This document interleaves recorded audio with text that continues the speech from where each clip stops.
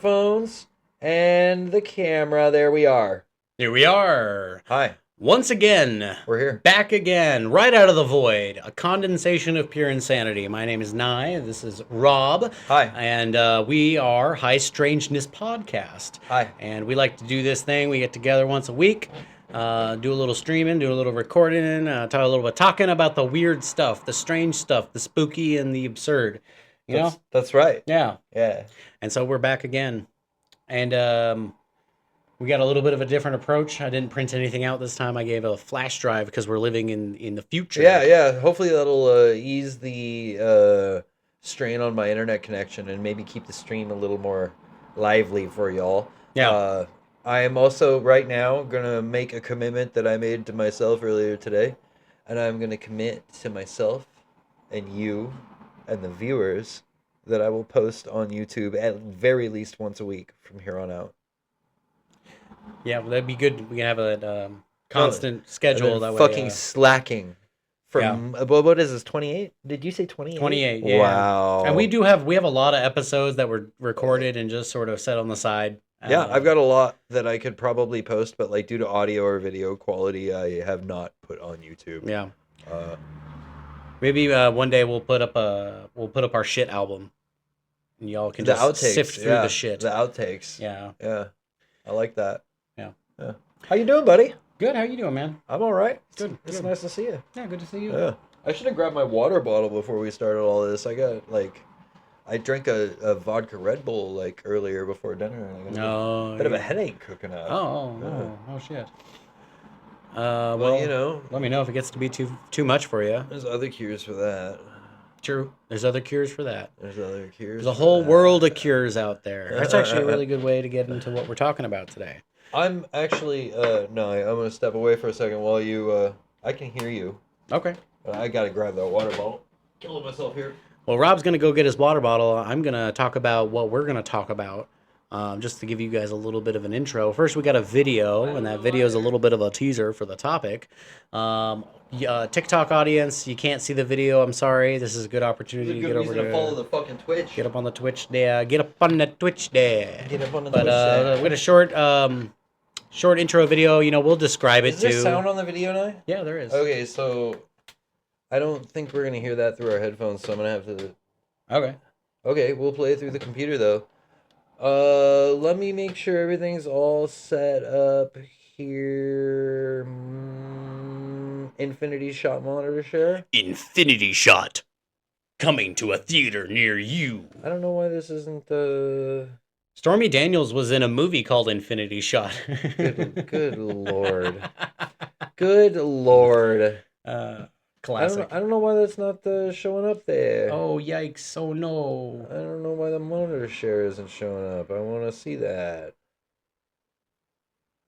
It should be like normal in the middle, but it don't seem to be, does it? Well, maybe we'll just have to skip the intro video. We're really I'm really pushing for an opening clip, but technology be damned. We're gonna fucking play it, and hopefully everybody can see it. If you can't, we'll have a link. Can you link this? Mm-hmm. We'll have a link on any YouTube, and maybe we can even put it on the fucking Discord if you wanted to get on there. Doesn't seem like a lot of people want to join us on the fucking Discord. That is sort of a part of the. I'm just being harsh. Part of the Discord is if you miss the episode, you don't have the delay between our live stream and our upload. If you miss the Discord, but you want to see the content we post. Upload. Is this the video here on the bottom of the MP4? YouTube worker underscore. Yep. LSD fueled RAM. Yep. Yeah, all right. That's 4 years old. 4 years old. All right. Good shit. And if we're not seeing it, we're just gonna describe the video for you. I hope you can still see us. I hope everything's. I really want to see Rob's reaction to this. This is one of my favorite things ever. All right. I don't know why it's not playing any fucking sound. It should be playing sound for us. I hear nothing. Let me see if I can fix that. I probably should chew ice in the mic. Some High Strangeness Ice ASMR. Get with it. No, I don't know. All right, let's just skip the opening clip. It was a. But he's gonna rampage. Is it funny without hearing it? So, Yeah, why not? Just go All ahead right. and watch it. All right. All right. Here we go. This drug-fueled rampage in Bodega Bay. You know, some people, they might actually be able to hear this on the Twitch. Hopefully, maybe. So I'm not sure about that. So this guy Okay. decided to take a little bit of LSD with his buddies Uh-huh. and had a little bit of a freak out. Maybe a rampage, you could say? Started kind of just choking and stabbing anyone he saw. And then he stole or he wandered onto this property here. You can see him there. So this is a YouTube software engineer. Uh-huh. And confronts the security guard you can see there. And Private security at home. And he stabbed him with a decoration. Oh, and there he just hit 2 people on the side of the road. Oh my God. We can put this on YouTube, by the way. Oh my God. This was off of YouTube, so it's on the news. And yeah, I mean, they had to shoot him a couple times. That's usually how you stop an LSD or fueled rampage. Yeah, LSD fueled rampages usually end with shootouts. With Either that or some like really mellow fucking flowers and like I don't know, like a meadow or something to sit down in. Like you sit down and chief it up. You know what I'm saying? Yeah. So where the fuck is this? Albuquerque? Bodega Bay. I don't know. Yeah, that does seem like New Mexico, doesn't it? I think it was in Silicon Valley though, or somewhere in California. County. If anybody knows where Bodega Bay is, go ahead and drop it in the comments. Let us know. That'd be cool. So yeah, that was a little bit of a getting your toes wet, just getting our toes wet in the story we got going on here. All right. Now I have a Word document in there. I really doubt that anybody was actually able to see that. Yeah, I don't think so. I fucking hope you have a Word document. I got a Word document going on in that flash drive. In the flash drive. I'm gonna want you to read it out. I just want you to read it and react to it, and we'll talk about, make some jokes, have some fun. Everyone's having fun. You want me to read it? Yeah, I mean you got the laptop. Yeah, I'll read it. And I put it together. I layered the information in a cohesive timeline as much as I could. It's the HSP. Yep, 28? HSP 28. Okay, there it is. Bringing her up.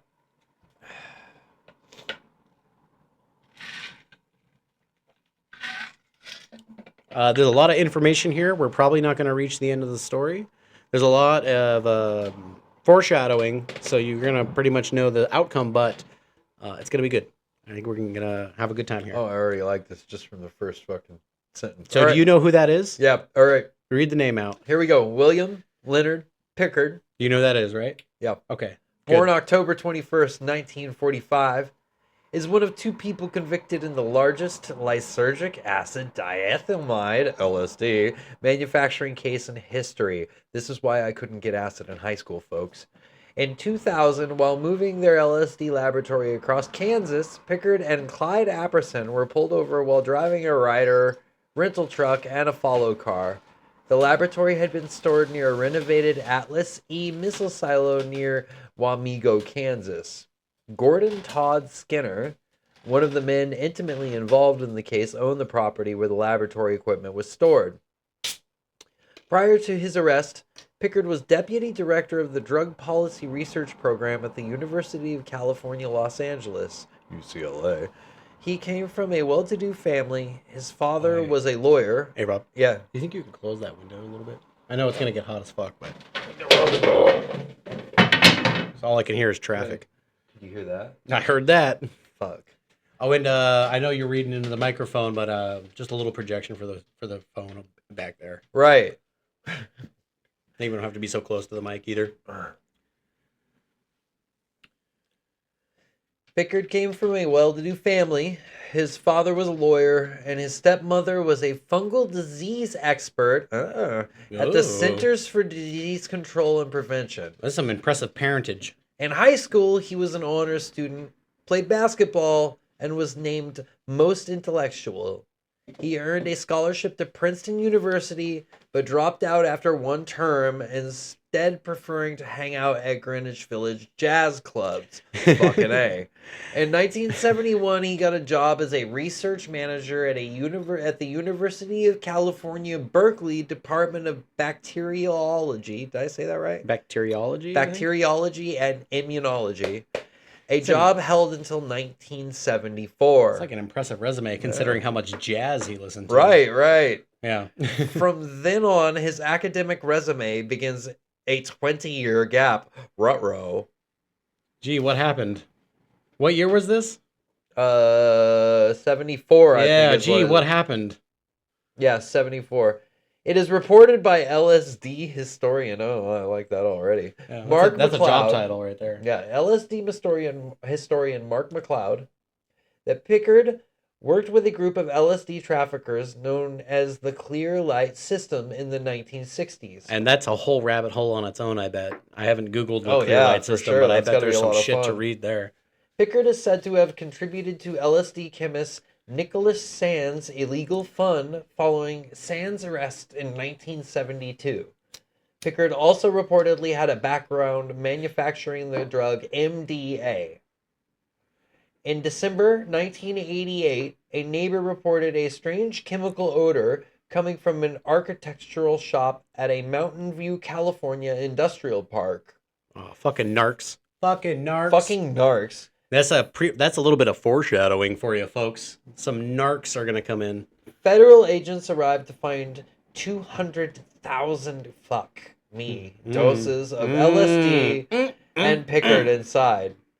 Pickard was charged with manufacturing LSD and served 5 years in prison. That's not bad. Fucking 200,000 fucking straight hits LSD. 5 years though. The devil says 5 years for that? I thought that was like well beyond the life sentence. What do I know? By 1994, Pickard had enrolled at the John F. Kennedy School of Government at Harvard University. There he focused on drug abuse in the former Soviet Union, where he theorized that the booming black market and many unemployed chemists could lead to the flood of the drug market. Oh yeah, and he was right. Yeah. And he was right. Gordon Todd Skinner. Oh, I'm sorry, real quick, Rob. I just want to pause you. I'd like to say congratulations to drugs for winning the war on drugs. Oh, we have this. Yeah, press the button. Woo! Yeah. All right, drugs. Right, drugs. Yeah. Whoa. Wow. All right. Gordon Todd Skinner, who was known by his friends as Todd. Duh. No, you call me Gordon. Call me Gordon or call me Skinner. Never call me fucking Todd. Yeah, don't fucking call me Gordy. Don't even call me Gordy. My father was Gordy. Yeah. Yeah. Okay. I believe his father's name was also Gordon. So, Todd, or Gordon, as we like to refer to him. Go fuck yourself, buddy. We're not his friends. I would like to be, though. He's he's accomplices with Mr. Leonard Pickard that we just talked about. He grew up in Tulsa, Oklahoma. That poor fuck. Yeah. His biological father was Gordon H. Skinner. Also, I'm sorry. I don't mean to offend anybody in Oklahoma, but maybe just move out of Oklahoma. Yeah. Why are you there? Yeah, maybe just move out. No, we're kidding. We love Oklahoma. Oklahoma, where the wind comes raping all your family. That's how it goes, right? I don't know. I don't like musicals. Yeah, I don't like music. So you're just saying that because somebody said that to you and it's sticking in your brain.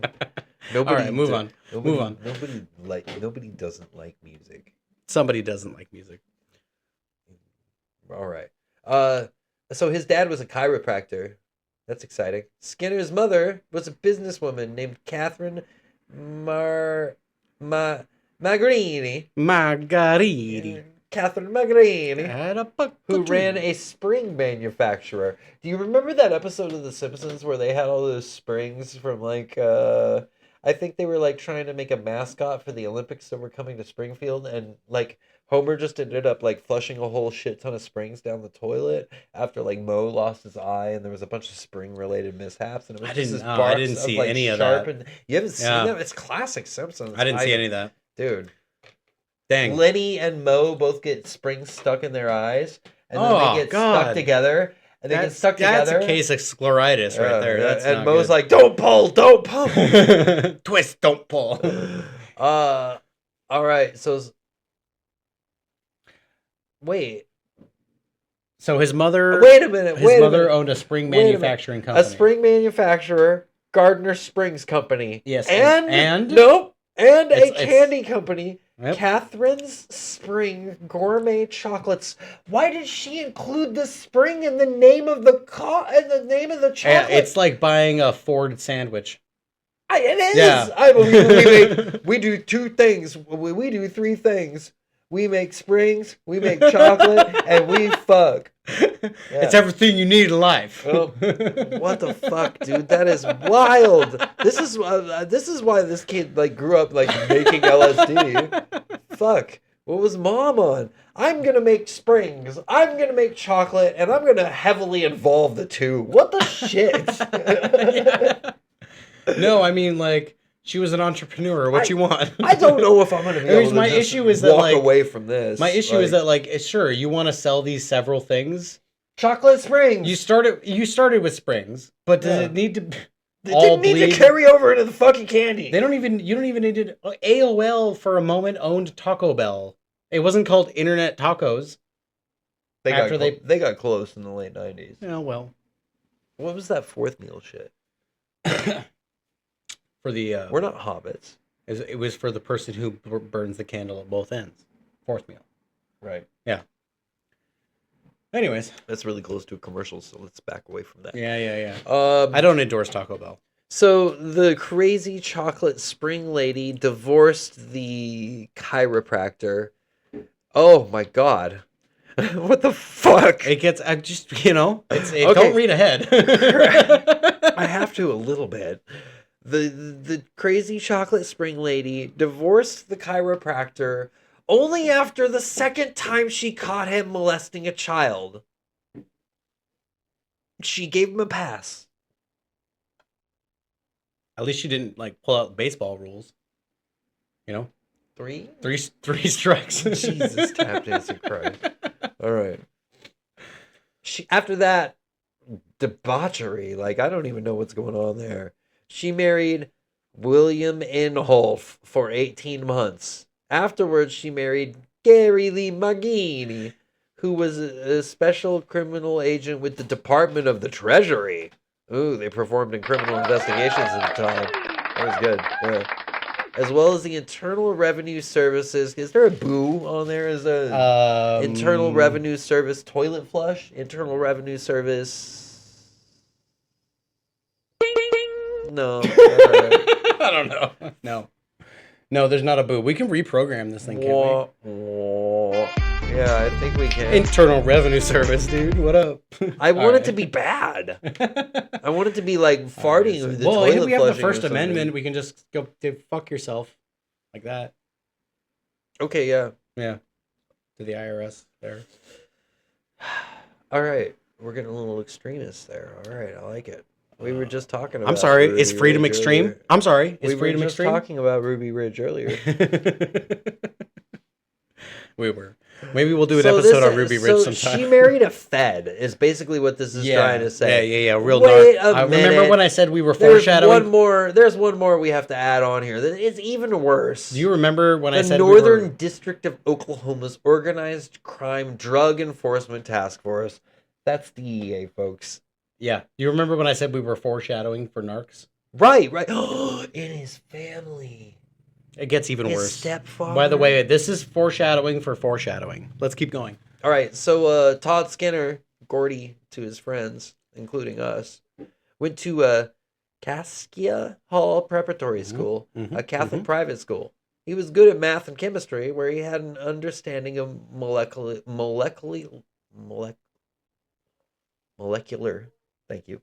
Structures. I just needed a second. Yeah, you got it. I got it. You got it.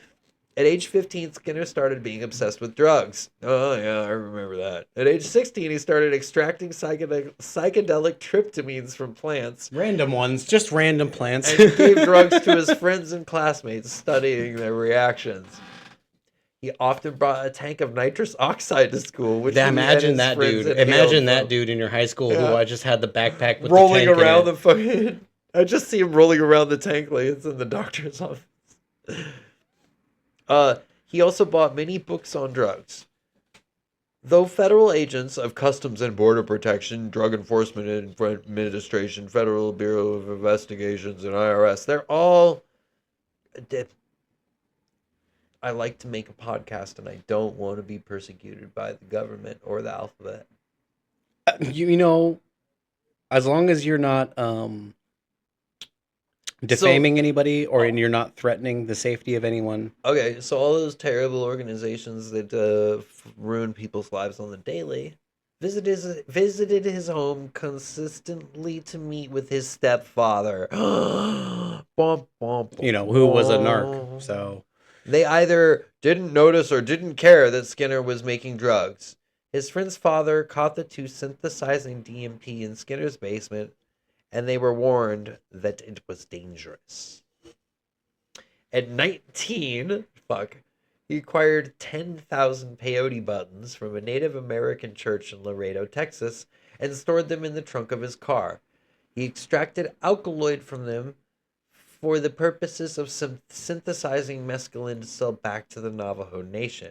First, he wanted to sample it and got more into drug use after trying it. That makes sense. He tried over 163 types of drugs in his life. Wow. According to the testimony he gave in court. Some of the drugs were entheogens, which he took irregularly because they were very spiritual things to him. His method of ingesting them was through the Eucharist, a common wafer tainted with lysergamides. he basically did a sacrament, like he was Catholic or some shit. 52. So it's like that one time when we were on the mountains and we dripped acid on top of honeycomb cereal. That was my first time. Yeah, I know. That was a good night. That was a good night. I saw aliens and shit, dude. I saw UFOs and moving stars. Days. That was a wild. I shouted into the woods, "We're all gonna die, and it's my fault." I think I remember that. Yeah, it was a good night. I remember laughing at you having a good time. Yeah, that was early in the relationship. That's a good way to. I feel like I was really proud of my my first acid experience. Yeah, no, you handled it like a champion, dude. Yeah, I really loved that I was away from society. Great way to do it. Yeah. On top of a mountain. Great way to fucking do it. You can cliff. get loud as you fucking want. Yeah. Do whatever you want. I shot a wasp out of the air the next morning with my 44 Magnum. It's like that pitcher who pitched the perfect game. Dude, fuck. Oh god, I have to remember his name because he deserves the respect. Yeah, what is his name? He somebody else was telling me that they would lace bats with LSD to throw them off.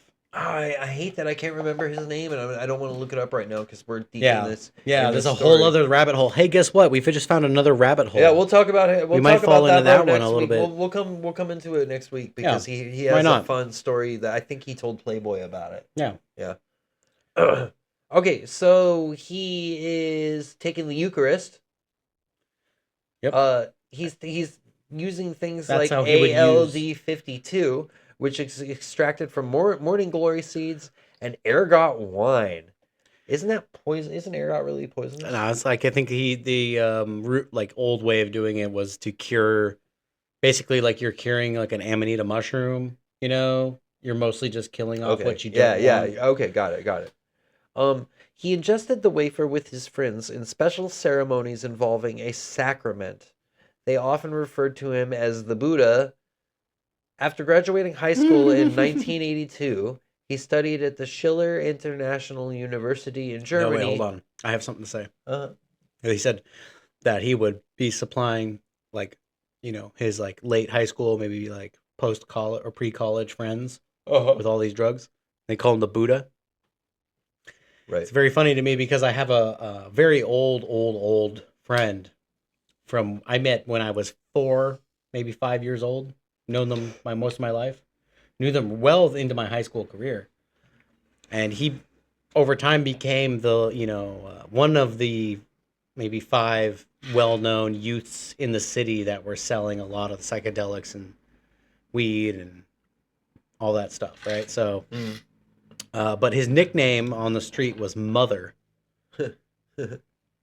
And I just love when it happens a lot with psychedelic drug dealers. They get these fun little nicknames. Yeah.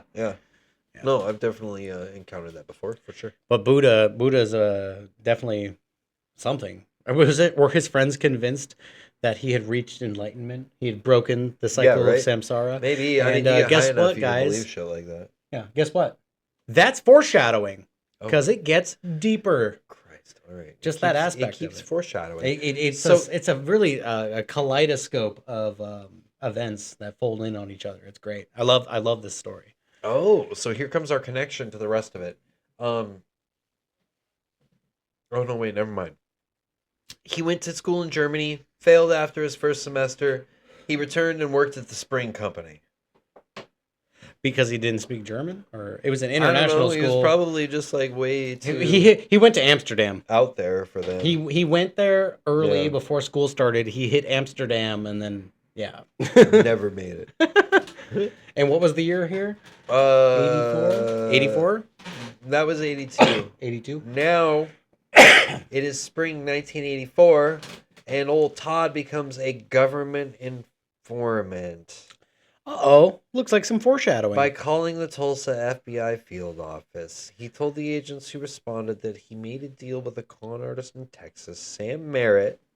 He told Merritt that he was the heir to the Gardner Springs Company and offered to loan Merritt $300,000 to invest in a Caribbean charter airline and build a fake gold mine in Arizona.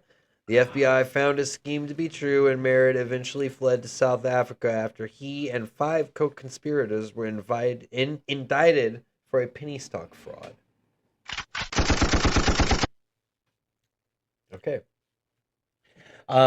Yeah, so you're going to notice a pattern here with this individual. So I would just say, just keep reading. You're going to see what's happening. Skinner spent the mid-1980s between Hot Springs and Little Rock, Arkansas, and Tucson, Arizona, Arkansas, while working as an informant for the Department of Justice.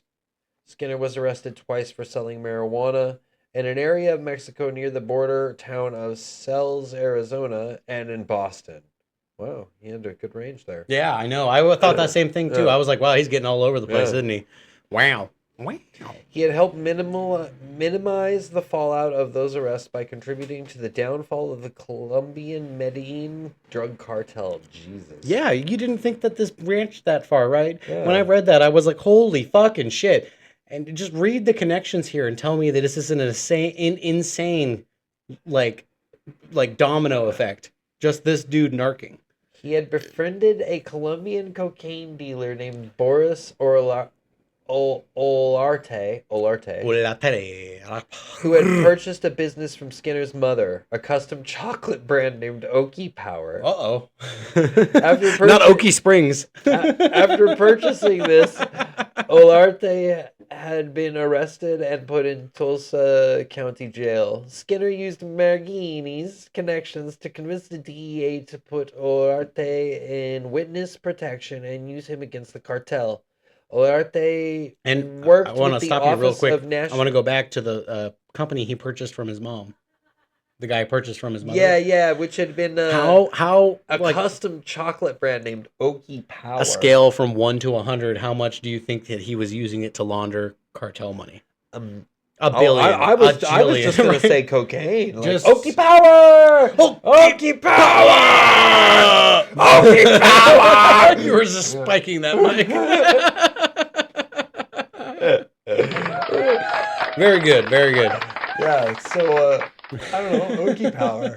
I think we might have our first fucking catchphrase there, buddy. Okie Power. Great. That's great. All right, so we got some Okie Power. So yeah, no, yeah. And it's chocolate, not Springs. Not Springs, but that's what I'm saying. It wasn't called Okie Springs Power or Springs Power or anything like that. So she really let him have some creative control over this business. Yeah, I'm probably imagining it went into the money handling part of things too. So the connections to the DEA put Orte in witness protection and used him against the cartel. He worked with the Office of National Drug Control Policy, fucking narcs, in a sting operation which led to the arrest of Olerte's supplier Jose Abuelo Silva, a major Medellin dealer. Olerte's wife Clara Lackle, who lived with Marghini, flew to Aruba with FBI agents to set up Silva. His arrest in 1989 led to the downfall of the cartel. Skinner used his time as an informant to gather intelligence on how the government investigates drugs. Wow, this goes really deep.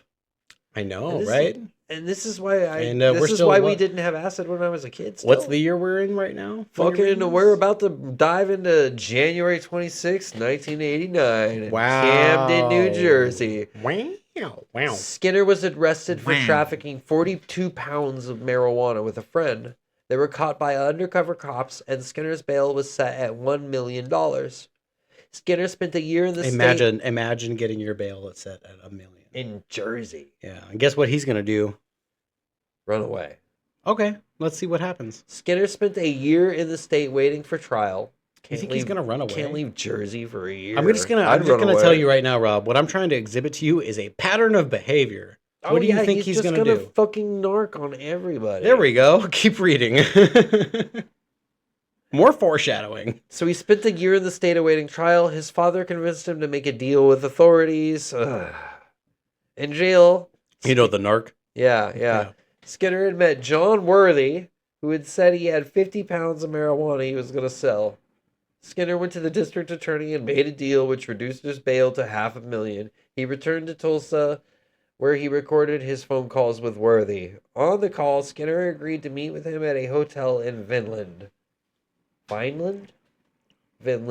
No, Vineland. Well, everyone there is dumb anyway. So Skinner sold 30 pounds of marijuana to Worthy, his wife Willie Mae, and partner Larmont Briscoe. Why can't I have a name like that? Larmont Briscoe. I think it's just Larmont Briscoe. Larmont Briscoe.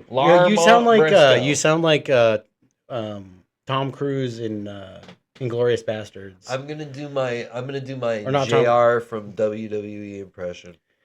Larmont Briscoe. You have to hold one half of your face down, because, bless you, JR. You bounce back from that stroke real well. You talk real good and everything, but his face is still pretty droopy. Yeah. Okay. I think maybe I think that being Portuguese, because you're Portuguese, right? Is Paranoia a Portuguese last name? No, Paranoia is actually a French last name. My Portuguese last name would be Gonzalez. That's pretty cool. Gonzalez. You could say vaya con Dios every time you leave work. You go vaya con Dios. I don't think that's it in Portuguese, bro. That's Spanish. That's Spanish. Yeah, there's a big difference. They don't cross over very much. No. Sounds Spanish though. One thing I really like Portuguese. In Portuguese, good is bong. Bong. Yeah, but bong with a G. Bong. In Brazil, I think they say bang sometimes. We'll have to ask Silva. I don't know, man. The Ottoman Empire is something to be proud of. They put their feet up. They were kind of the third party of all the empires, you know? They put their feet up. Yeah. That's what I want our empire to be all about right here. One of the best Family Guy gigs ever. Boy, we are calling out old school Fox cartoons tonight. I am, I guess. Larmont Briscoe. I really like that name. So Skinner was wearing a wire and was eavesdropped by May, and he was wearing a wire and was eavesdropped by the New Jersey Narcotics Strike Force. Worthy was arrested at the hotel, and a day later, Skinner pleaded guilty to one reduced count of conspiracy and was given a 3-year probation. What a fuckbag. This guy's a real weasel. The probation was terminated after 2 years. He's a real weaselly boy. In 1995, Skinner's wiretaps and testimony were thrown out. The New Jersey Supreme Court found the credibility and character of Skinner was questionable. While in jail, he met fellow inmate William Ernest Hawk. Sound it out. Hawk. Where is it? Can you show me? Hawk. Yeah, it's Hawk. Hawk. Yeah. All right. Hawkatua, baby. Ernest what up? Hawk. God damn it. I'm trying to bring the pop culture in. Yeah, all right. Contemporize us, why don't you? Spit on that thing. Spit on that thing, Mr. Hawkatua. Now, I declare your honor, Hawkatua on your bitch. So, William Ernest Hawk, who was jailed for... Oh, okay, so fucking asshole narky boy met William Ernest Hawk, who was jailed for a sex offense. In the 90s, Hawk would be a truck driver for Catherine's company that makes springs and chocolate and worked with Skinner on his LSD distribution operation. So this motherfucker just got out and kept doing it and rolling over on everybody else. I don't know. Is that why? That can't be my phone. Something's happening. I don't know what's happening. I have Sorry my about phone the is way over interference, there. kids. You probably hear it on YouTube. You probably hear it. Shut up. I don't think it's my phone. I hope it's not my watch.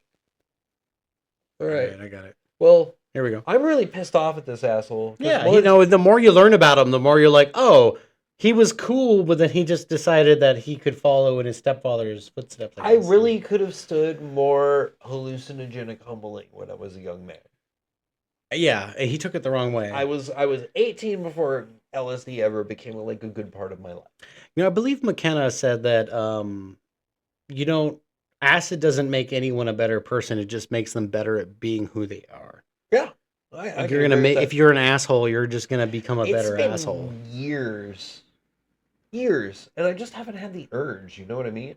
Mm-hmm. But like, I think I'm feeling it. It's summertime. I think we need to do it. Yeah. I wonder if we could operate. We'll go see camera Primus and stuff. Primus. Yeah, that's right. Something's gonna happen. Oh.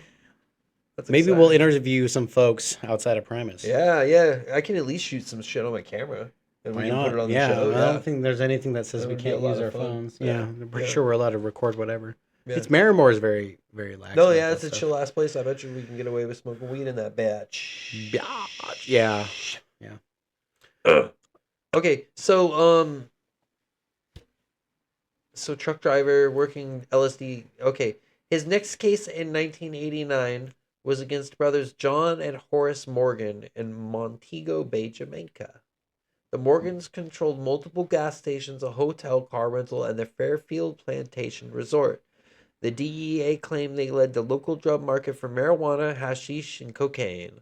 The plan was for him to convince John Morgan to meet Skinner in the Cayman Islands, where Skinner would sell him a boat full of marijuana, and Morgan would be arrested in Georgetown.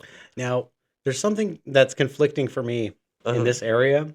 If you go back, you remember he was sentenced to a year. Yeah. At the beginning, in January of 1989. Yeah. But it says after this, it says in 1989, he also did this. Yeah, this is also 1989. So I'm a little confused because keep reading. You're going to realize that everything after you just read, he was sentenced to a year in January. Mm-hmm. But for some reason, the next full year is him going to another country. Yeah, right. Yeah. So just go ahead and keep reading that. And it's very confusing for me. I have to highlight this. It's like I wasn't sure what exactly happened here. It seems that there's a multiple conflicting reports. Yeah, they don't really mention him getting out of jail. There's not a lot of articles around the internet about these people, so most of what I pulled up was from whatever's on Wikipedia, and I have to say, just as like to cover our asses, I mean, there were multiple warnings on the Wikipedia articles about conflicting information, and I think this is one of them. And it's that, was he in jail, or was he conducting this? Or is this two separate articles that are related to each other? Like it says he was sentenced for selling this amount, right? And then it says he was also caught doing this with the boatload. But I think it might be the same event reported in two different ways in two different stories. Yeah, that's kind of my theory about it. So on December 7th, Skinner flew to Grand Cayman and set up the sting operation with Gloucester County detectives and an agent from the DEA Miami field office. On February 20th, 1990, Skinner flew to Jamaica and, using a series of aliases, he leased a 78-foot field utility boat. A hurricane wrecked the tanker, which he failed to insure off the coast of Jamaica. Womp, the womp. Marijuana shipment was ruined. Right. Yep. Big womp womp. Cayman Islands customs officials boarded the boat and gave him 1 hour to leave the country. Skinner's friend Joe Seligman ended up paying for some part of the $80,000 in unpaid lease bills. While Skinner was in Jamaica, he met Everett Everett LeVay McKinley, a preacher from South Dakota who set up the World Fidelity Bank in Grenada. The bank promised a 48% return on investment, and 212 church members gave McKinley $5.5 million to invest, which was never returned to them. McKinley tried to involve Skinner in the scam, and Skinner testified to authorities about it. McKinley was sentenced to 27 years. All right. So I'm going to say that's a straight up superhero narc move. You're going to narc on the fucking preacher that's ripping off the fucking Jamaicans. I love it. I love that right there. Except for fucking But you'll ruining, notice too that he ruining also only LSD and the... he's only narking honestly too, just because he knows that if he doesn't, he's going to get Oh yeah, he's only totally he's covering also his going ass. to get 27, Yeah, 30 yeah. years. So No, he should be locked up for life. that's pretty crazy, right? Yeah, Wow. that Jesus guy's Christ, this keeps going. Is this just like he has a narc- career. the He narc has a that wouldn't career quit? of being a career of being a shit narc? He loves drugs, but he does not want incarceration. So his entire game is just to get people to do his dirty work. I know and then I would frame last them. like a day in prison before I was raped to death, and I still wouldn't fucking narc. Oh my god! You heard it here first, folks. You did. I wouldn't last a day in prison. They'd eat me alive, Nye. Look at me. Yeah, no. Yeah. Yep. I would eat you alive. Ripped in half like a bed sheet. We don't have to be in prison. I would just eat you alive. Yeah. It's like, yeah, to get bored. Okay. We are. Oh my god, dude, this guy just doesn't fucking quit. I told you At there's the a same lot. time, Skinner was informing the government on fraudsters. He was committing fraud himself. Oh yeah. So Well, the whole why time- wouldn't he? Yeah, he's doing this. He's, frauding himself. He opened an account with a Philadelphia brokerage house that specialized in foreign currency options, again claiming he was an heir to his mother's fortune. He claimed to Tulsa World that he sat on the Philadelphia Stock Exchange and managed a currency trading company called F. Phoenix. When his margins were called 6 months later, it was found that he owed over $1.5 million. In 1992, a jury found Skinner and his mother guilty of bankruptcy fraud regarding his financial scheme in Philadelphia. The defendants were awarded $1.15 million, and Skinner's mother paid $100,000. This led to Skinner filing for Chapter 7 bankruptcy in Tulsa in 1992. That year, he also became addicted to prescription painkillers and married Oklahoma State medical student Kelly Sue Roth. They had a daughter and son. Okay. Did I get needlessly dramatic there? At the It was end? good though, because I think you still need to project a little for the phone. But yeah, it was good. I haven't looked at the Twitch comments or anything since I started reading. No, this, I don't so- think we need to concern sorry, ourselves with guys. that. Well, you guys can just go ham. You know what's going to happen is we're going to read it later, and then we're going to adjust accordingly. So just you do your thing. In July 1996, Skinner bought a decommissioned United States Air Force Atlas E missile silo Fuck yeah. in Fuck yeah. Wamego, Kansas. We can just do this. We should start a Patreon. We should buy a missile silo. Buy us a Hey, missile silo to do fucking High Strangeness from. we'll create the mecca for paranormal, production. Yeah, we'll use the land around it to do like festivals and stuff to see like Yeah. UFOs and UAPs and We'll project there'll our be affirmations. Bigfoots Yeah. and hot dogs. Buy a big hologram machine. Don't forget like Costco hot dogs. Or That'll get Costco, people we'll there. get a chicken bake. No, we'll just go get a shit ton of Costco hot dogs. I That's wonder good. if we could get it sponsored by Kirkland. Kirkland brand Paranoia. I think you just named the episode, bro. That was fucking good. All right, that's the name of the episode. Kirkland brand Paranoia. I got to remember that. Because like whenever I say that in the video, I go and I sit down to edit. Yeah, you have to be like, oh I shit. sit down to edit. I'm like, when what? when did he Fuck. say that? What When- did I say? But Kirkland brand Paranoia. I'm locking it in right now, pal. Okay. So he bought the missile silo. He bought it for $40,000. Not bad. That's What the fuck? that's only $5,000 more than a 2000 or a 2022 like Ford Forester. Or Like, I'm sorry, a Subaru Forester. yeah, that's a car now. Well, like way more than a car now. Way less than a car now. I mean, It depends on the year. he bought it with a trust he created, the Wamego Land Trust, on which he installed his junior high school science teacher, Graham Kendall, as trustee. The idea was to use it as a manufacturing facility for Gardner Springs Company. The springs keep coming back in, and they keep... It's almost like they're bouncing back. Yeah, they're bouncing back. Yeah, oh, I love it. This is fucking fantastic. And like, oh my god, it's springs. Like, I have to be okay. No, wait a minute. I have to ask you this, like, in all seriousness. It's a company making springs, right? Like, I'm not being Unless ignorant. they're Like, manufacturing actual hot springs, like a artificial hot spring in your backyard. Okay, No, that's the only thing I can think of. Yeah. So they got springs. slinkies up the ass. They're making springs. They're making metal springs, plastic springs, even whatever. They're making springs. And this person sits back and goes, "What if they were made of chocolate? what if we had springs that solved all your problems?" What is wrong with these people in the springs? I don't get it. They're dreamers. Why okay? did you ruin They're acid dreamers. for the fucking 2000s? It Okay. keeps going. All right.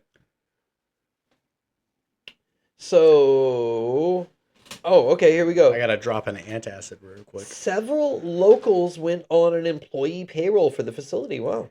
It was a 28-acre plot with 15,000 feet of underground storage space. He renovated the space, instead using the underground for hardcore drug parties. Renovating the silo amounted to $300,000, which included a $100,000 stereo system. Wow, dude.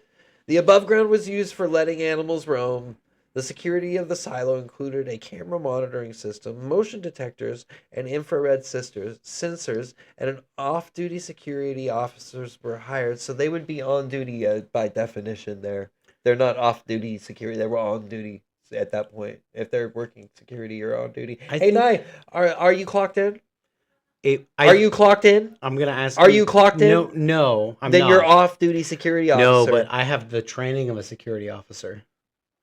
Not really. You could have more. I wish I could get you a lot more. So imagine the maximum I wish I could get you a lot more. Imagine the maximum amount of security training I could we're get. shop talking.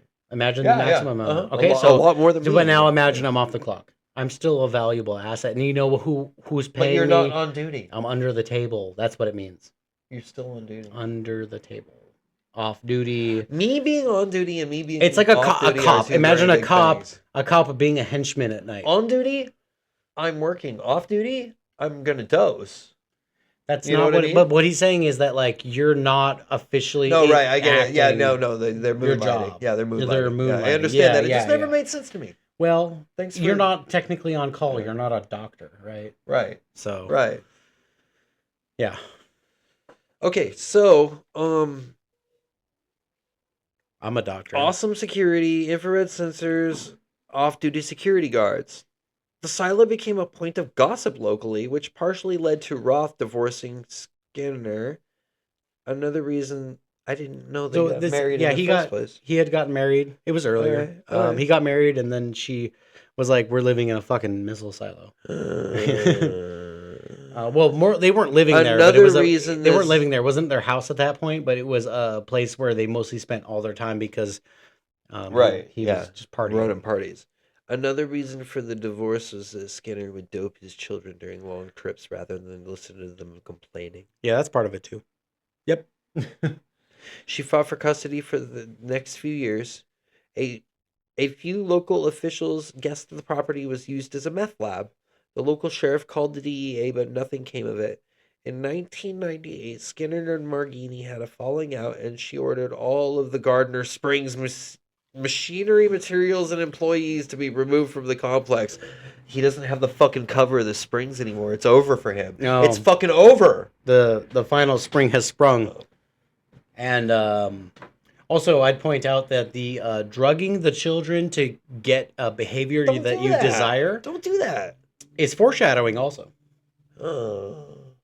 It's also foreshadowing. Isn't this fun? We're having fun. That's It's a rabbit hole that you There's really... a lot of fucking You just hate that it foreshadowing. keeps getting deeper. I do, but like I'm gonna take just a moment here because we gotta get some on top. There's a of little this. bit of Keef going on the wheat. There's a little bit of Keef going on the Little wheat. bit of Keef. We got a little bit of Keef here. Mr. Keef has shown up for the interview. Going on the weed with the $400 combat knife. That's a $400 combat knife? Yeah, I confiscated it out of a backpack at Hempfest. Somebody was trying to bring this fucking knife and a roll of duct tape and a gorilla mask into a Hempfest in a backpack. That's fun. That's a solid ass knife, dude. That's probably the best knife in the house. Maybe the Bowie knife is nicer. It's a nice knife. It's a Benchmade. It's nice. Made on a bench. It's the brand. Yeah. It's the brand. They paid. It's the brand. They benched it up. They're benchers. You're a silly boy. Okay. So he would drug his kids because he's an asshole. They thought he was running a meth lab. They tried to get the DEA involved. They were having none of it. His mommy was like, "No more springs, bitch." The spring hath sprung, son. This hurt Skinner's financial situation. No kidding. In April, What do you think is I'm sorry. Before you go forward, what do you think? Because he doesn't have enough money. What's the plan? Narc. Yeah, maybe. Yeah. Maybe. In April 1999, a friend of Skinner's and a Tulsa computer company employee, Paul K. Holbach, overdosed on methadone and hydromorphone and died in the silo. Skinner also moved into a house in Stinson Beach, California, which was used as a partying spot for the entheogen community. Were you gonna press a button for entheogens? Yeah. All right. That's usually what they sound like. After being an informant, Skinner asked his friend in the entheogen community, Alfred Savinelli, Signore Salvanelli. where to find William Pickard, an elusive chemist known as the Acid King. Look, we tied back to the person we started talking about. Who had been advancing the field of LSD chemistry.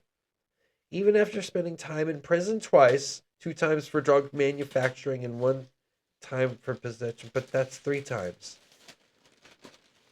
It's a Wikipedia. Okay. He was one of 10 chemists in the world who distributed LSD. Savinelli knew Pickard, but thought the two would not work well together and did not let them make contact. Pickard was involved in hallucinogenic circles and studied LSD at Harvard, where he earned a master's degree. I really, really wish we could have some of this dude's shit. So he's still alive. You I think know, we can get him on the show?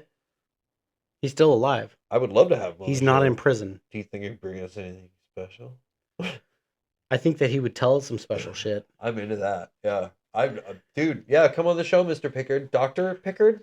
We'll find. Are you a doctor, sir? Hey, listen, everybody out there, if you can find a channel or resource for us to talk to Mr. Picard, I like to say Picard. It's Pickard. I know. He has a master's degree. Does that make him a doctor? I would love to speak to you. I think I saw him in Hamilton's Pharmacopoeia. I'm not sure, but hey, man, I know you're still out there. You're still alive. Hopefully, you're still there. Have you ever seen a ghost or a UFO? Come tell us about it. We're ready to believe you. We don't need to talk about drugs. That's the best part. No. We're ready to believe you. Yeah. We about here. You know what I'm saying? We're like Ghostbusters. Just remember that, guys. We're ready to believe you. You know, if you know my phone number, call me. Catch me on the other side. How about that? Catch me on the other side. How about that? We didn't put on the wigs.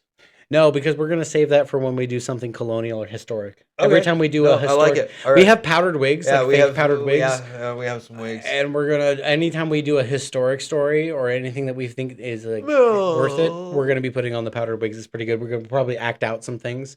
You can remember when we did the corpse, the Pope thing? Yeah. We could have done... even though they didn't wear powdered wigs, I think it'd just be funny to say, this is old, so we wear powdered wigs. Yeah, exactly. I put one on and then put on my Magneto helmet. Worked a lot better. Worked a lot better because Magneto has white hair. Yeah. Yeah, I don't. Right. Yeah. No. Do you see it? No, I get you. All right. So now that he's looking for the Acid King. Okay. Acid King. So Skinner and Pickard met in the mid-1990s. Skinner testified they met at a 1996 shamanic botany conference. God damn, that sounds fucking irritating. Shamanic botany. Yeah. That's a good band name, though. Well, Pickard said they met at a 1998 session of the American Academy of Forensic Sciences. Either way, Skinner I feel lied to like Pickard. I don't think that Pickard would be going to a shamanic botany thing. It sounds more realistic that he was at the other thing. And also, our fucking narc, he's also, an academic, so it would make sense that he'd be at You know what? We're just gonna go it. Whatever. Either way, Skinner lied to Pickard. No shit. I'm going there. No shit. Yeah. Fucking no shit. About potentially receiving money from billionaire Warren Buffett. Which Pickard hoped would fund more drug research at Harvard. Oh. By this time, Skinner was using drugs often, including ayahuasca. The two met often at his Stinson Beach home. In the mid-1990s, the LSD community suffered serious setbacks with the deaths of Timothy Leary and the arrests of chemist Nick Sand, Bruce Michael Young, David Roy Shepard, as well as Shepard's 5 co-conspirators. It was in this context that Pickard started a movable chemical processing facility at a house in Aspen, Colorado, which Skinner was involved in. Pickard told Skinner that he had bought the lab with high-stakes poker money. Skinner heard from his contacts in the drug community. Sometimes she goes, sometimes she doesn't. That's the fucking way she goes, boys. If you know, you know. Skinner heard from his contacts in the drug community that he bought it with $200,000 he made from selling 66 grams of LSD. My mouth crystalline, is watering now. You guys need to understand that when we talk about the measurements of LSD, if you're not familiar with the chemical, sweet Christ, we just have driplets of it. It's measured in the microgram. Driplets. The microgram, okay? One microgram. Small drop out of an eyedropper. A whole gram of LSD is like mind blowing to me to even think about what it fucking looks like. It's powder. Crystal? Well, so crystals become powder. You grind up crystals to make powder, right? Yeah. But you can also then you dissolve it in some sort of solution, and you know how it goes like that. But when you need to imagine a kilo of cocaine. You've seen this represented on TV. That's a big packet. That's like the foil ball. Okay, so the foil ball is probably way more than a kilo. Yeah, it for sure is. But that's a pure foil ball, by the way, folks. Pure foil. You can even think about like weed is kind of has space in it, right? So when you make a pound of weed, a pound of weed looks like a lot of weed, right? It's because there's air in it, right. So crystalline powder is very light. It has a lot of space between the particles. Right. You're gonna need a lot of it, especially when we're talking about what an active dose is for our biology. A microgram. Yeah. Is so small.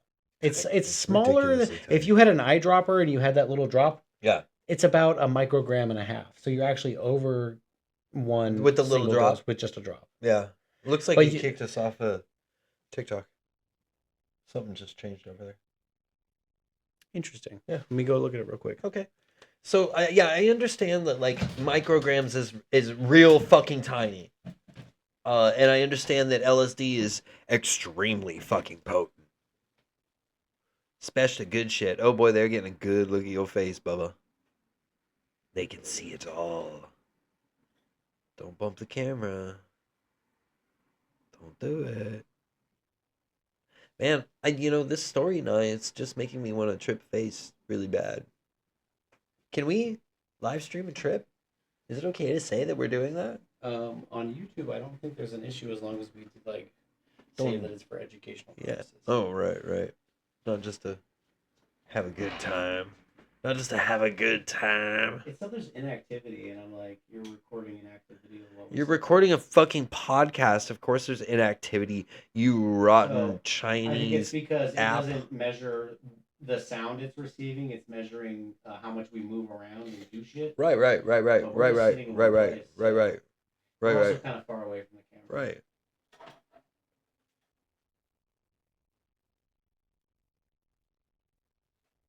Sorry, guys. Hold on. Oh, man. I just switched over. We got viewers and everything. We're missing all this shit. It's just... Fuck. Colin, I love you. Everybody's here. Stefan, hi. We're keeping on going. We're keeping on going with this fucking All right, guys, I'm back. magical fucking So what's journey happening is of we're like too narking. far away from the camera for the phone. We're streaming on my personal It's phone on to my his personal TikTok right now. If you're not aware, we're streaming right to my personal TikTok. You can go We're watch doing it it. live there. If Go you don't want watch to see it it on on the Twitch, there's fucking probably TikTok. no lag on my TikTok either, by the way. I don't know if there's any lag here tonight, dude. I don't know either. I I changed haven't up checked. plugging like stuff in the way that I'm doing things around me. My house. And Mine so I don't know. house. All right, so Where do we leave off here? How much further do you want to go? Because we just hit 2100. I'm sorry, guys. Rob's frozen. I am. He froze. Oh yeah, 66 grams of LSD. Yeah. So exactly, even a gram, like a microgram. Think about it. So he made this in Dave Nichols' lab under the pretense of doing research. Yeah, fuck yeah, research. Fuck. Skinner said the rent was $15,000 a month, which Picard said was a lie. Skinner and Picard left Aspen in late 1998 or early 1999 due to high rent, chemical spills, and the house being in disrepair, which required the visitation of carpenters and plumbers. They moved the business to Santa Fe, New Mexico, where they broke bad? Where Picard had purchased a lab area from a local contractor under the pretense of it being a writer's retreat. Picard said he was able to afford his recent location changes, Santa Fe as well as Cambridge and Moscow, with loans from Skinner. The lab's LSD output made them $30 million in revenue within a year. Skinner was not at the facility enough to know the total volume of what they produced. His job was to manage the cash flow coming from Al Reed, a man from the California coast who Picard sold the acid to. There's a lot of side characters here. It's kind of name salad. But I focused mostly on the two folks who were at the core of the operation. Skinner said he and Picard were moving so much cash they did not account for transactions below $30,000 and refused to keep any bills less than $20 on the ground, saying the cash took up too much space. Skinner once stole $70,000 from Picard, and Picard noticed $50,000 had gone missing and confronted Skinner. Skinner denied he took it and ultimately kept it. Skinner also claimed he kept a group of lower-level staff who would exchange the money at casinos and other places, and that he unloaded large volumes of Dutch guilders into the Las Vegas market at the time when the guilder was depreciating. After 2 years to avoid suspicion, Skinner, Picard, and their mover Clyde Anderson stopped the New Mexico operation and went prospecting for a new location in Kansas. For their new location, they could not use Skinner's Atlas E silo because his name was attached to the property, which was bad for potential investigation. By this time, the government was keeping tabs on Skinner and the silo. They found an Atlas F missile silo in Salina, a short drive away from the Wamego silo. The two locations differed in design in that the Atlas E was stored horizontally and the Atlas F missiles were stored vertically. The features of the new location made government intrusion nearly impossible. The structure was harder to break into and was surrounded by more space and a military fence. Skinner said later that you would be able to tell if you were under surveillance. Tim Schwartz, the property's owner, sold it to Skinner, making an informal agreement that Skinner could use it while Schwartz was traveling the country. According to Skinner himself, Picard and Apperson started the new operation around December 1999. And Cole would be involved in March 2000. So many names. I'm pretty sure we don't even know who Cole is. They just dropped his name by accident there. Who the fuck is Cole? So there were several people who were helping to distribute. Yeah. And that's really what they're talking about. Yeah. And the reason why you're seeing names that you don't know who they are and they weren't introduced is because I was piecing this together by time. Oh, okay. And the story on Wikipedia is very diced up. So I had to seek out the information and then put it in a chronological order. Well, you got it. You did well here. And so Apperson and Cole, not super relevant kind people. Of just runners? They did get some time, but they didn't do anything significantly awful. Okay, cool. Thank you. And yeah, so in March 2000, I'm surprised we're getting to the end here. Yeah, it looks like we're almost done. Yeah. In March 2000, Tim Schwartz committed suicide. In July, Schwartz's father contacted Skinner, telling him to move out of the silo. Pickard and Apperson were away at the time, so Skinner gathered a few friends to move the entire lab to the Wamego silo. Skinner claims his biological father also helped him. Skinner feared Pickard and Apperson would be angry, and he lied to them about moving the operation to a lab in Topeka, but they eventually learned of the Wamego operation. Oh, that's the end of it. To be continued. To be continued, all right. And that's an hour right there, but we got to pull up a monster if you want to do the monster. Yeah, we can have a look at a monster. Whatever you want. We're having an issue with the screen sharing, apparently, so maybe you guys might not be able to see the monster. Yeah, I don't know. I don't... no lag on Twitch tonight either. Nice. Is that what it's saying? No lag? Yeah, that's what Colin said. Wow. Yeah. Wow, I'm surprised. Fuck yeah. Good. I'm glad. We're having an issue with the screen sharing. Here's I got my phone. I don't know. My phone is streaming TikTok right now, so I cannot share to the Discord at this moment. I'm sorry. But Rob, if you want to pull up the monster and maybe in post, we'll put it in post. Yeah, I'll try. All right. Let's see if I know this fucking monster. And so if you want to see this, I guess you got to go to YouTube when we post it. It's fun for everybody, you know. So the way this works is Rob's going to look at the photo of an individual, and then basically I want you to be biased. I want you to basically read the book off of its cover and then judge what that individual potentially did. Is that God damn, the way these cops are around him. Oh yeah, that's definitely Texas. Definitely Texas. Yeah, he's got the star on his hip. No, he's got a fucking tattoo of Texas on his forearm in the back there. I didn't see. I can't see that from here. It just looks like a smudge. So I was gonna say this was the dude that shot up the theater in Colorado for Batman. No. But they're in Texas. Yeah, no. He had blue hair or purple hair or whatever. Well, no, it was green. It was green. I mean, this could be possibly post. Like, we haven't seen that guy in a while, so good riddance. Hope he's dead. No, he's in prison. He ruined Batman for a lot of people. For a long time. You're not allowed to ruin Batman. I don't know how long he got, but he's got to be there for a long time. What did this fella do? What do you think? Well, just look at his face. What did he do? You know what I'm gonna say.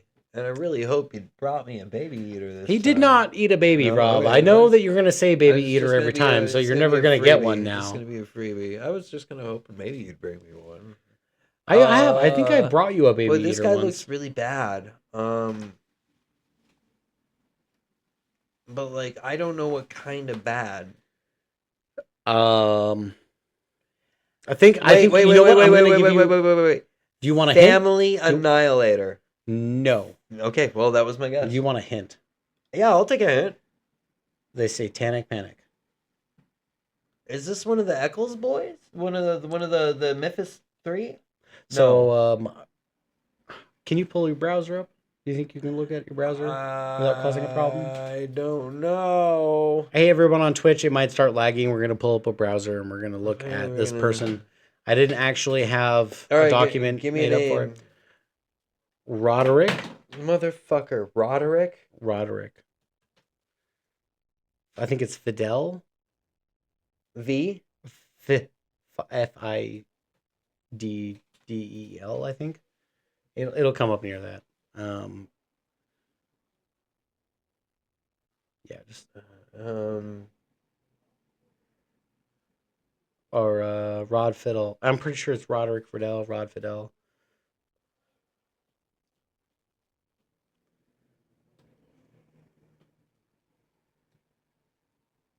Nothing. No, just maybe search it. Maybe see what comes up. Because I'm pretty sure that's his name.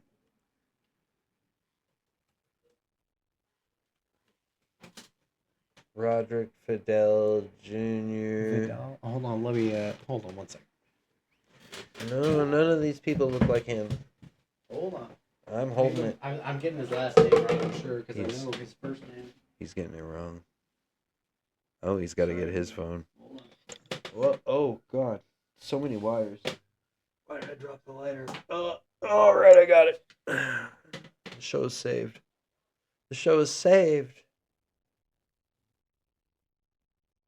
I hope that... At Roderick? What? Ferrel. Pharrell.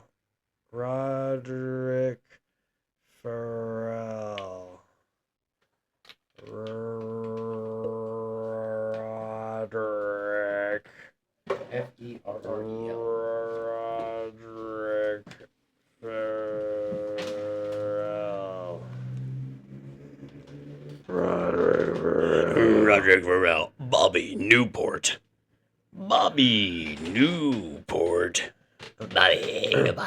Roderick Justin Rod Ferrell, born March 28, 1990, is an American murderer and cult leader.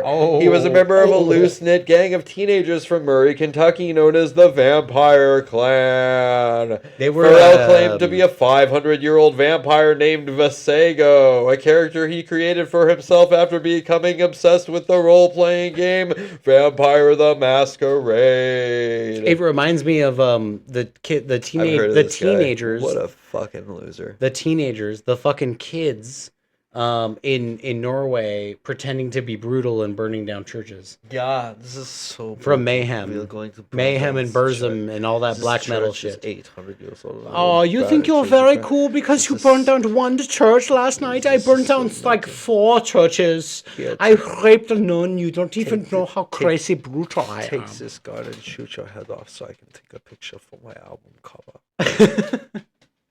Go listen to Mayhem. Anyways, I don't know, dude. Like, all right, yeah, go listen to Mayhem. Yeah. Don't listen to Burzum. Listen to Mayhem. Fuck Burzum. Yeah. Okay, so this guy is a total loser. Oh, Florida? No, Kentucky. All right. Yeah. He was in 1998. He pleaded guilty to the double slaying of a couple from Eustis, Florida, becoming the youngest person in Florida on death row at that time. Originally sentenced to death, Farrell's penalty has since been reduced to life imprisonment. So basically, he convinced his friends that he was a vampire and got them to help him do these slayings. These teenagers. What a shitbag. Thinking that he was a shitbag. Putting them through a commencement. I get, you know, You want to go vampire hunt? You want to go hunt vampires? This isn't a steak. But no, we need the idea. We need the Grimm brothers. Let me. The brothers Grimm. Yeah. Do you think they make would a wooden bullet work on a vampire? I have been thinking about like making a hollow tip, a hollow point, taking a hollow point and filling it with like holy water and maybe some silver shavings and some like wolfsbane and like another couple of like maybe like tiny magical bits that you can drip into the end of a bullet and then seal it over with like hot glue or wax or something. And then you got a magic bullet there, baby. You got a vampire killer. You can kill a werewolf. You drop a werewolf with that bad boy. Yeah, but if you shoot you drop a werewolf with that bad boy. Yeah, but if you shoot a human with it, no, think about this. You shoot a human with it, and then you run away, and then the only thing the like people who find it have to go off of, the police and the medical examiner, they see it and they go, you shot them with a bullet that's laced with like the herbal medicine garlic that they would need to cure the wound that the bullet caused. Yeah, just in case, It's fucking really... I don't want them to die of infection. I want them to bleed out. This is what we called chaos magic, by the way, guys. You're just that's what that fucking is. It contradicts itself, but it also makes sense. Right. Yeah. Both at the same time. Yeah. Well, shit, dude. Oh, well, shit, dude. We're well over for the evening. We're gonna get over it. I'm gonna pull up. I'm just gonna list off some shit. I don't have the document. It's all on my phone. Oh fuck! I bet you got it by now. I gotta. Yeah. Well, so I'm gonna say, hey guys, listen. As a podcast, listen. We have a YouTube channel. You can go to YouTube, High Strangeness Podcast, and we're right there. Wait. Let me interrupt you. We have a newcomer, and we got time to do it. So, Freedom Now says hi. Freedom I am new. Freedom Now. Hey, welcome. In theory, we can make a quantum computer system to detect vampires. Well, I would love to see some taxpayer money put into that. It sounds way more like, more productive than making bombs and... Right. Old people fighting about who's going to give more money to Israel. Yeah. I would actually take a vampire detector over healthcare. You think so? Yeah, because that's kind of healthcare. That's kind of like healthcare, but in the most extreme. Would you rather accidentally get cancer or be killed or turned immortal by a vampire, I guess? Or just killed by one? Vampires can just kill you. They don't have to transition you. I'm pretty charismatic, and I think I'd make a pretty good vampire. All right. So this is an argument. I saying. want you guys to hit the comments. Just let us know. Would you rather be immortal or help the rest of humanity? Oh God, if you put it like that, fuck humanity. That's kind of how that goes. Yeah. So. Yeah, you put it like that. No. Anyways, me and mine, bitch. So you could hit up our YouTube. We have a YouTube channel. You can look for the black and white skull. That's the best way I can put it. You find High Strangeness Podcast with Rob and Nye, and we will post videos as frequently as we can on the YouTube channel. You are watching me right now on my phone. My name is Nye, and this is my TikTok. I'm looking at a different camera right now. On my TikTok, you guys can go to that YouTube. You guys can go to our Facebook. You guys can go to our Discord. You guys can go to our Twitch. We have a lot of different things, and I think I'm working on trying to twist Rob's arm so that we can start an Apple's podcast. Apple podcast, just audio. I got to figure out how to break the audio off of each of the files so that I can fuck. Yep. But now you can look for us on Discord. You can look for us on Facebook. Do it. You can look for us kind of as many places as we're trying to put ourselves. So, fucking dare you. That's pretty much all I gotta say. And like next Monday, 8 p.m. Pacific Standard Time, you can come. You know what we could say? What? Same bat time, same bat channel. Same bat time, same bat channel. Same bat. Bat. It's from the old Adam West. That was your phone. There it goes. That's from the old Adam West Batman. At the end of every episode. Turn back, same bat time, same bat channel next week.